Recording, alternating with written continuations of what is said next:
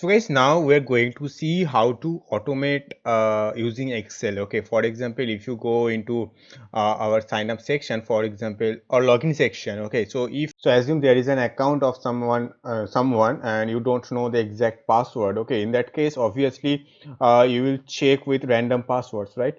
So you will save those random passwords in an Excel file, and then you will just push all the passwords one by one over here and check whether it is login or not. Okay, so that is known as data driven test case. Okay, before that we have to learn about reading data and writing data, how to read data and write data using Excel. So to do this kind of things, you have to import OpenByExcel.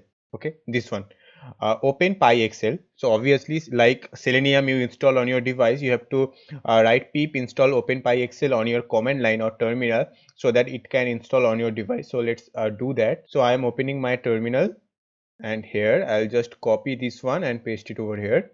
It will download and install OpenByExcel in my device so that we can perform some actions on Excel files. Okay.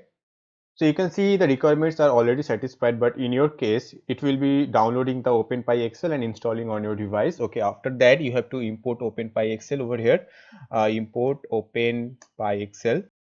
Okay, and in this video, we are going to see how to read data from an Excel file. Okay, then we are going to see how to write data on an Excel file. Then we will actually perform the Excel operation on my browser. Okay, so let's see our Excel file. Okay.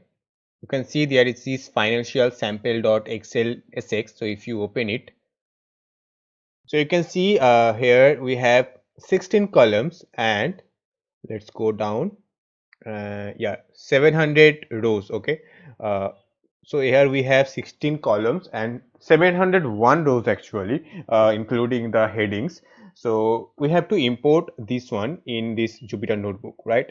So obviously we have to save the path so that we can import that file from our device to this notebook. So obviously I'll just write over here Excel path, and then I'm going to paste that particular path. So let's go over here, copy this path, and always remember change the backslashes with forward slashes. Okay. And after this folder path, you have to write the file path. Okay, file name actually. The financial sample. I'll just copy the name from here and paste it over here, and then dot xlsx. Okay, that's it. Yeah, and then we're going to read the sheet. Okay, so this is a total sheet, so we have to read that particular sheet, right? So we are going to write over here sheet is equals to, actually before that we have to load the Excel file properly, right? So we are going to write over here workbook is equals to OpenByExcel dot load workbook. Okay, then we're going to paste that particular path, that is Excel path. Okay, then we're going to write the sheet is equals to workbook dot active, because it is going to active that particular sheet. Okay, that means it will active the whole section. Now we can obviously print the number of rows available there. You can see, if you want to know the number of rows available there, you can just write over here print sheet dot max underscore rows. And if you want to print the maximum column, like the number of columns, you can just write over here print sheet dot max underscore column. Okay, so let's run it and see whether it is working or not. You can see there are 701 rows and 16 columns. Okay, so that means it is perfectly working. So let's close this one. Yeah, now if you want to fetch the data properly, like total 701 rows and 16 columns, in that case obviously you need to use two for loops. One is for rows and one is for columns. So we are going to write over here. Before that, obviously we need to store the total number of rows and columns in a variable. So we are going to write over here n rows. Okay, that means number of rows, comma, n cols, that means number of columns, and the first one is this one, right? So I paste it over here, and the second one is this max column one. Okay, so I'm pasting this over here. Perfect.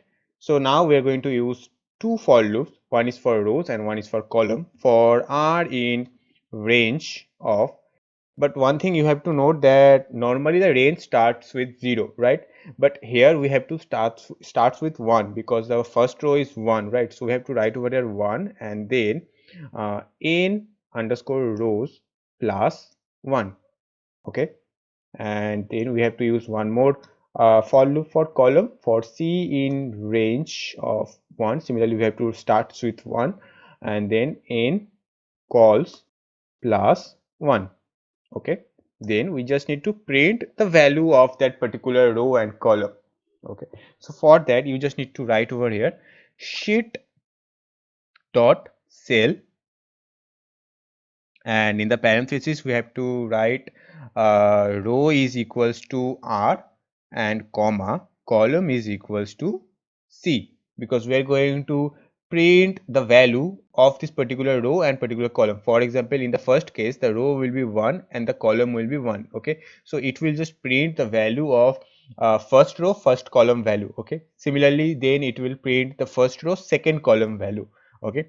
So that's why we are writing row equals to R and column equals to C, okay? Then we have to write the value, right? So we have to print the value, that's why we are writing value.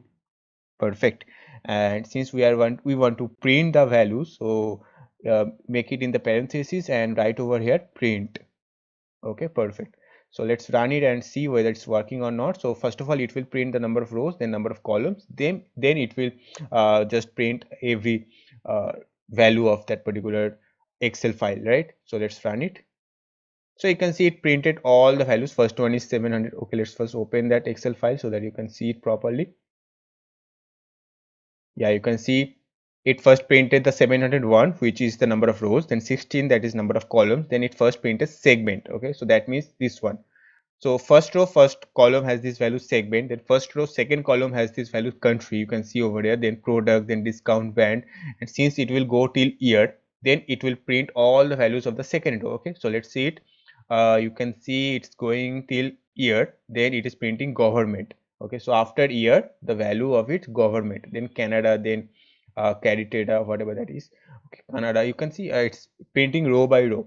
And in case if you want to print all the rows in one line, in that case you can just use this end, okay, comma end is equals to, give some space, 4 or 5 space, and then after the second for loop you have to write only one print so that it can make a new line every time it printed a row. Okay, so if you run it now, you can see actually the data are so huge, so that's why let me decrease the, you know, the space from here and let learn it. Yeah, you can see first it printed number of rows, then number of columns, then it printed all the values of the first row, then you can see it printed in the new line. Okay, now here it is the second row, okay, then third row, then fourth row. You can see over here, let me decrease the screen size. Yeah, you can see this government Canada, this one is the second row, okay, and then this is the third row, then this is the fourth row, fifth row, sixth row. Okay, so now it is printing each row in a single line. So in this way you can read data using OpenByExcel. Soon I will make a tutorial on OpenByExcel, but for now I'm just showing you the basic thing which is required to data driven test case. Okay.